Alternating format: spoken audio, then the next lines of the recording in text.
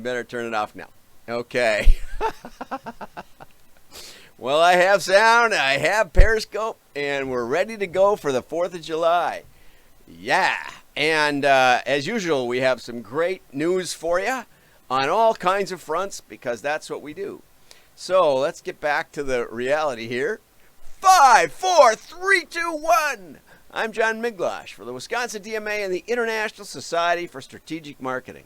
I'm trying to figure out a campaign to beat LinkedIn over the head to let me do live streams because I'm getting so many positive responses, and they just, you applied, and I've seen people with half as many followers as I have who do one video a month. Everybody gets excited about it for a while, but nobody does it for a couple of years like I'm doing, 500 videos on YouTube.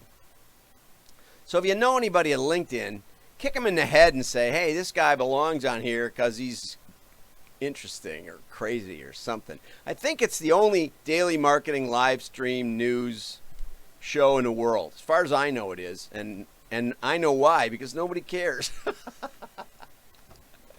Nobody cares about marketing news. You know how hard it is to find marketing news every day? So like and share and tell LinkedIn to let me have a API link. I can do it like today if they would give it to me, but they don't.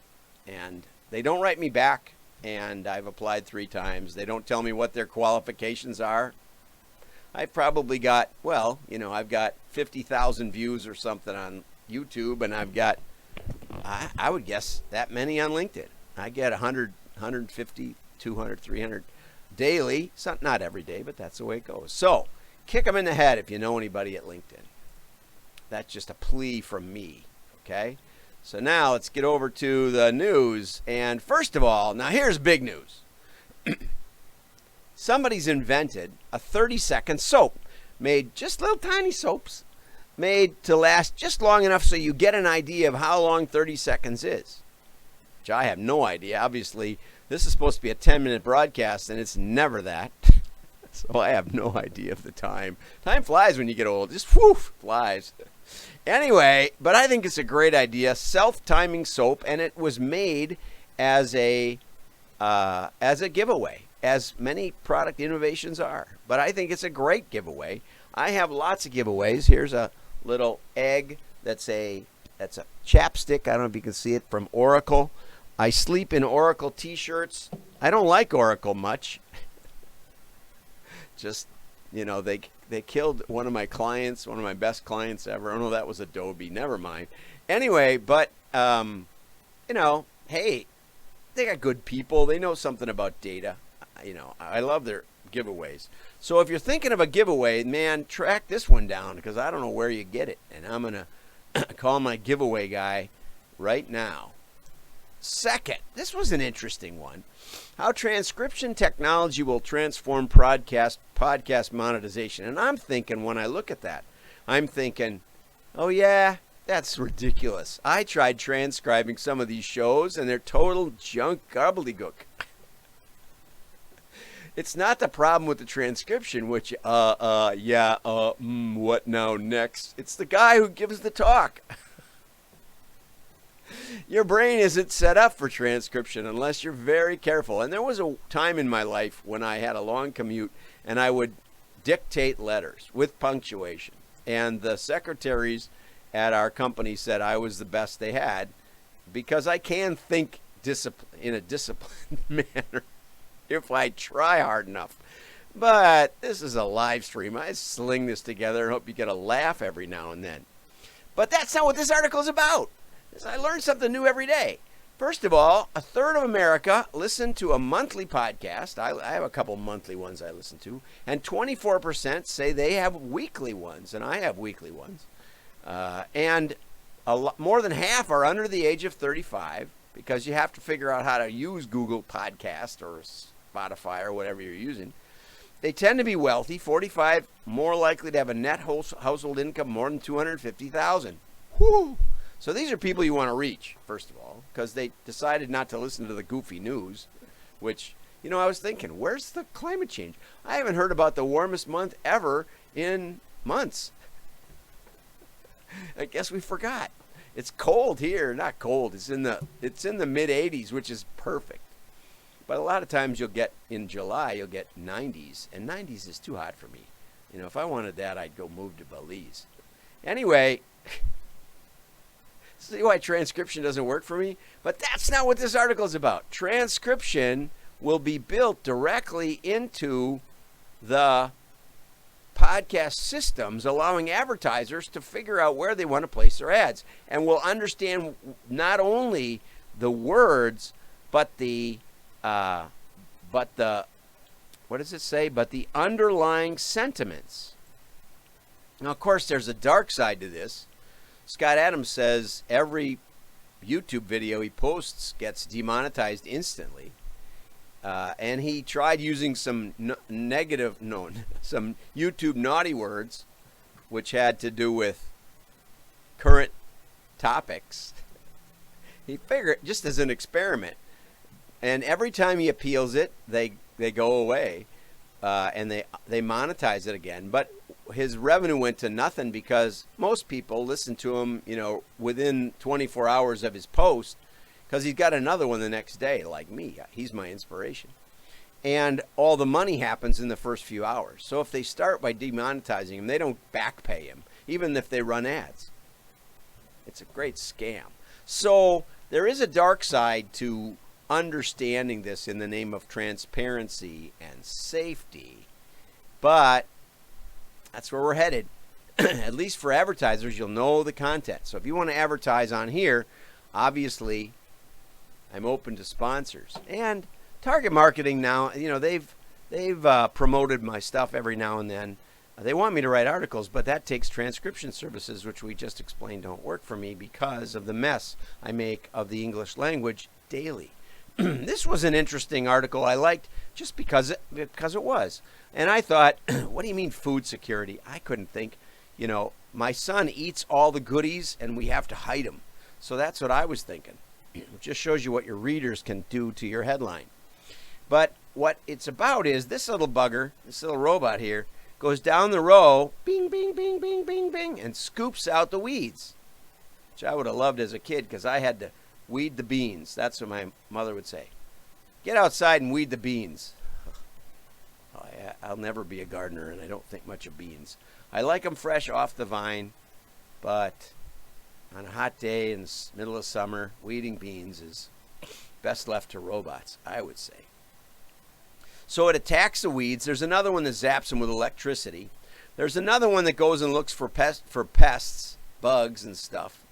All that is good because, you have to be able to tell the difference between a bumblebee, not a bumblebee. Bumblebees are predators, I think. A honeybee and a emerald ash borer or something like that. Anyway, so these guys can reduce pesticides. They can reduce herbicides, which somebody found out that maybe had something to do with the honeybees. Not that it was killing the bees directly. When they tested it on bees, nothing happened much. But what happened was it affected their digestive bugs inside the bees that helped them make honey and helped them be healthy. So all this stuff has effects, and the more precise you can be, the better. So that was a really cool article. Here's one by Mark Ritson, who I always like, but not so much this one. He says Tesco took a beating last recession, 2008. So now they have a new, and especially from Aldi and Liddy. I don't know about Liddy, but I do like Aldi. You can't ever tell what they're going to have, but what they have is a great deal. And he says that Tesco can't compete on price because Aldi is private label and no nonsense. And in 2008, Tesco lost a full percentage point of market share, and it went to Aldi and Liddy. But they're selling this great prices every day in the coming days. And I told you, that's not how we did it. That's not how we beat Cub Foods, which is a French grocery store chain that came into Chicago. And it came into Chicago right when the market crash of '87 happened. So same sort of a scenario. And so Tesco's strategy is to focus all its efforts on achieving and communicating the lowest retail price to its customers. That's not what customers want, Mark. It doesn't work. I can tell you it doesn't work. Because we were the only ones to beat back Cub in every market they entered. And what they did was they would cut the prices 6% across the board everywhere. And then they would put up the competitors' price campaigns, which Tesco may do because they want to communicate their low price efforts. Now, contrast that with Sainsbury over here. Sainsbury's winning shoppers from discounters as it focuses on value. What does that mean? That means that maybe, and this is so interesting, look at this. This is so interesting because this is what we did. This is what Dominic's Finer Foods did to beat back Cub. We talked about how careful we were with our produce, how fresh it was. We installed special sprayers to mist, and now everybody has them, or a lot of people have them. They kind of are annoying for me, and I've heard that they spray out bacteria, so maybe they pulled them out now. I haven't seen them lately. But for a while they were the thing, and they would mist the veggies all the time and keep them fresh. But anyway, we did the exact same thing with super close-ups of the great produce that Dominic's had. And we fought Cub. Instead of cutting all our prices 6% across the board, like it sounds like Tesco's trying to do, what we did was zone pricing. Where we were really close up against a Cub, we would cut the commodities. I'll call them the A-level, low-price things that everybody compares. The milk and the eggs and the stuff that everybody's buying, right, daily. We cut those 6%. We matched Cub exactly. So they couldn't put our ad up on there. And we did. We didn't do price advertising, though, but they couldn't put us up there because our prices were the same as theirs. We watched their ads and we offset their low price specials first. Second, where we were close, we raised our prices a little on the weird condiments, the A1 sauce and the other stuff that you're not buying every day. You buy it once every 6 months or something. Maybe some spices, the sea-level stuff. And that way we were able to preserve overall margin across the store. Where we were a long distance from the Cub foods, we didn't do anything. Why should we, right? I mean, they were still fair prices. Because what Cub did in every market ahead of this was they would take the market price and they would cut it 6%. And then the other grocers would try to compete. But they couldn't, just like Tesco can't compete with Aldi. They would cut it down as far as they could. They would beat up their vendors. Okay, and then what would happen? When the pain set in and the vendors quit selling stuff or went under, one or the other is going to happen. You can't just tell vendors, you're not making any money on us anymore, but we love your business. Well, that's not going to go over for long. Look what happened to Walmart. Look what happened to Sears. Sears beat up vendors forever. Walmart beat them up, and they learned better. You can't just beat vendors into the ground. It doesn't work. And Kmart even worse. Anyway, there's story after story. This doesn't work. But anyway, after the pain got bad, the market would raise and Cub would match. And the market would raise and Cub would match. And eventually, and there was only a 2% differential. Only 2, really. Okay, and eventually Cub would be right back where the market was, and so would all the prices, because you can't do it forever. This Sainsbury strategy, much better. Talk about what you do well. Okay, and the worst part is, Mark admits, Tesco cannot match the Germans on price because no one can. All these core competence is getting the prices down. This is a great comparison right here in the UK of how not to do it. Mark, I love everything you write, but today you got it completely wrong. Okay? You got it completely wrong. How do suppliers match the unreasonable expectations? They must comply. They got you over a barrel. Even big brands are less than a percentage point of Tesco sales, but the supermarket represents 20, 30, and even 40% of that supplier's business. You know what? You can beat them up all day long, but it's a voluntary exchange, Mark. That's the wonder of capitalism. I don't have to sell to you at the price you want to pay. I sell to you at the price I want to sell at. If you don't want to buy, that's your choice. That's the mystery of capitalism. It's a wonder. And if you beat up your vendors, sooner or later, your vendors are going to get even. They're going to put sand in your soup or something, sugar in your gas tank. That's what happened in France when the Germans took over.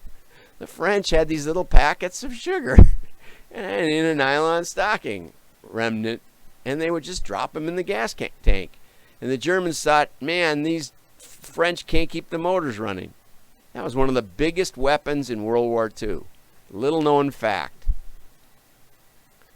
Your vendors can figure out ways to cheapen their products. But you know what? Ultimately, the consumers will figure it out too. And you'll lose more than 1%. Tragic, tragic, tragic. Like and share. Let's kick LinkedIn in the head. Get this live. I'm John Miglosh. Your friends will think you're smart. Bye-bye. I got that all backwards today. Oh, wait. For those of you who just signed off, we got a special treat for you right at the end.